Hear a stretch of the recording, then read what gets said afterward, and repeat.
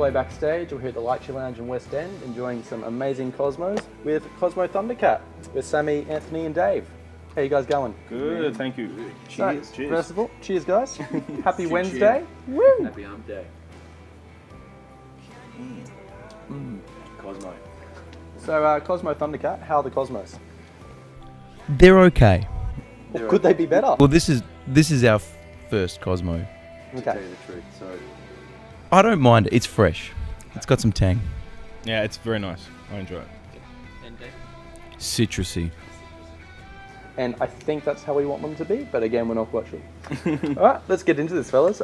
So you guys are in Brizzy for 2 shows. How does a Cosmo Thundercat show usually go down? Yeah, it's normally so it's us 3 as the core of the band, and basically it's like, I guess it's sort of like a mix of rock and folk, and sort of it's a bit unpredictable, it's a bit structured, it's a little bit of everything. Unpredictable and structured. How can you be both? Yeah, I guess because we sort of write like songs that have a sort of a set structure, like we're not like a jam band sort of thing, but then I guess we just sort of let the music take us to where we're feeling on the night. So one night it can be quite, I guess, sort of loud and almost like not aggressive, but sort of in your face, and then sometimes it can be a lot gentler. So it just depends on the venue, depends on the night, and depends on, I guess, how we're feeling, doesn't it? Like, Yeah, like I guess the music is very like flexible in that way, because I don't know, not because of the way it's written, but because I guess the way we can get it across. Like for example, last night we played a show at an espresso bar for So Far Sounds, and it was like the most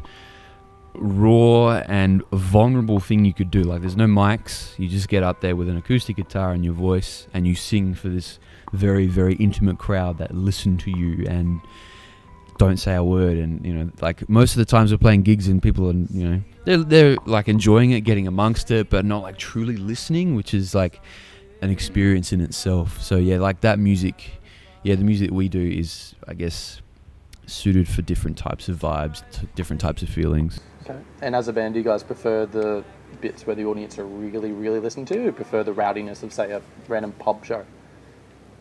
we like the mix, a bit of variety is good for us, you know, like it's the spice of life, it's the spice of the Cosmo. And you guys are playing East Street Markets, which is a lovely initiative here in Brizzy.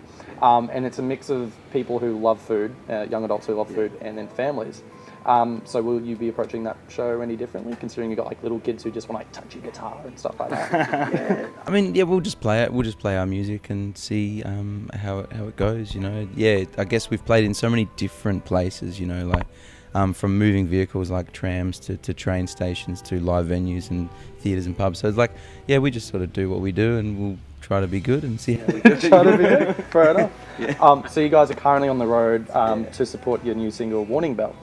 It's a killer chugging rock song, but the lyrical theme behind it isn't as carefree, I guess. Can you explain to the people at home about the theme of the song and why that was the inspiration? Warning Bell came about. It's like a song that I guess I've sort of been strumming that rhythm and that idea of this warning bell in my mind for a while, and that chorus had been kind of haunting me for some months. And I wasn't sure what to do with it, and I just sort of sat down one night and I decided that I was going to focus on finishing this song, Warning Bell, and it happened quite quickly. And I just sort of sat down and wrote this song, and I guess I let it take me where I felt that it was gonna go. The song Warning Bell was really just about, like, and I really wanted to capture that gentle nature, which you can sort of hear, I guess, in some parts, but also that kind of that desperation, you know. And it's really about that contrast and seizing a moment, and like just really thinking about like what's the right thing to do in any situation. You're saying it was haunting you, and it is a very brooding track until the last minute also when it does open up into the band.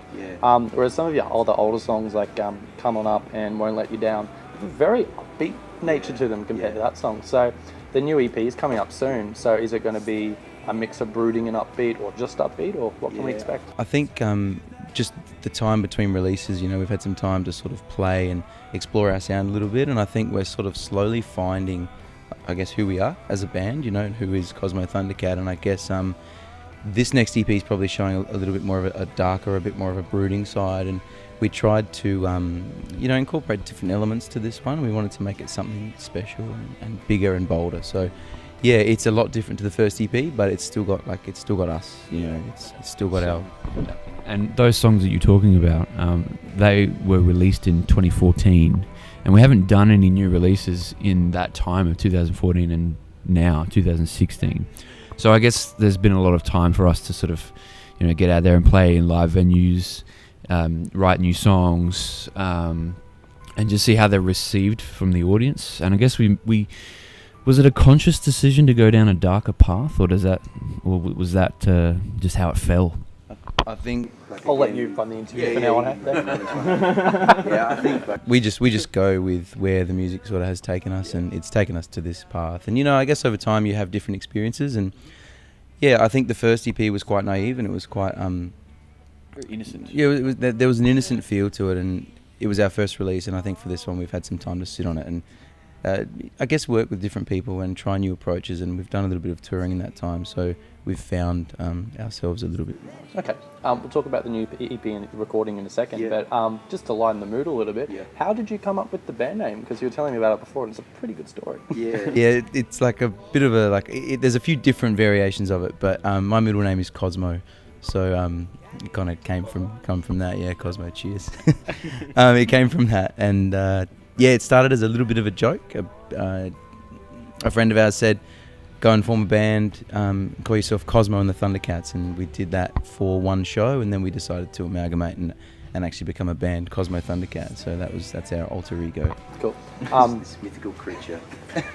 And people who hear the band name before seeing you live, do they have a different perception of what's going to come out of your amps, or have you had a few times where people have gone, oh? I don't know. I think people always expect maybe the worst of you. There was one venue. Yeah, it's interesting. I don't know why.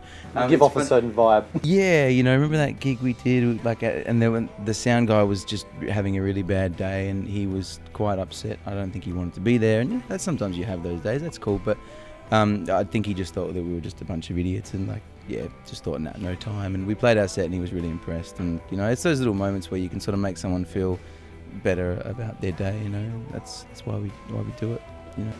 Getting back to the EP, and Sammy, I'll get you to answer this one. Yeah. You guys recorded the EP in the Adelaide foothills. Let me get this right. In a clay and wooden cabin.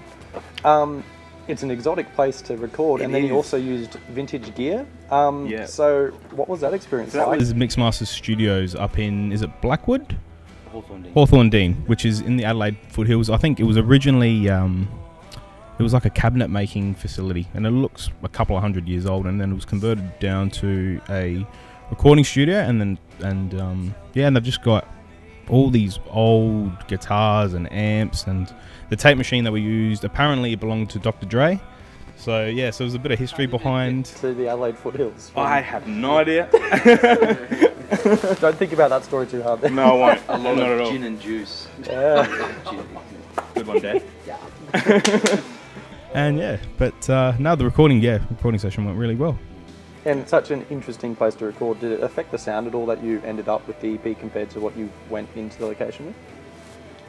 I think again, it is like a really raw environment, and it was really reliant on us as players. And I guess with this one, we took a real sort of layered approach, and we added some extra instrumentation, which gave it a different flavour, I suppose, and that helped us sort of carry it further than just the three of us in a room. We could experiment, and we actually had a couple of friends come in to lay down some additional tracks, which was awesome. Cool. Yeah. That does sound like a fun time. Yeah, it was. Yeah. It really was. Unfortunately, we've run out of time, and I've got one more question for you guys, and it's not very serious, so I hope you're ready for it.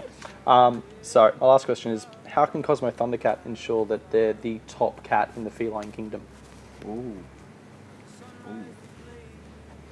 The opposable thumbs. It's got to be the opposable thumbs. Yeah. I think that takes it.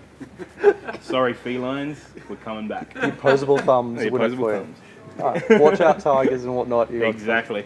There we go. Well, you've been watching Triple A Backstage. We've been here with the wonderful Cosmo Thundercat. New songs and EP coming out pretty soon. And check out our other interviews, because they're going to play a song for us live right here pretty soon. See you later. Bye. Can you hear the warning?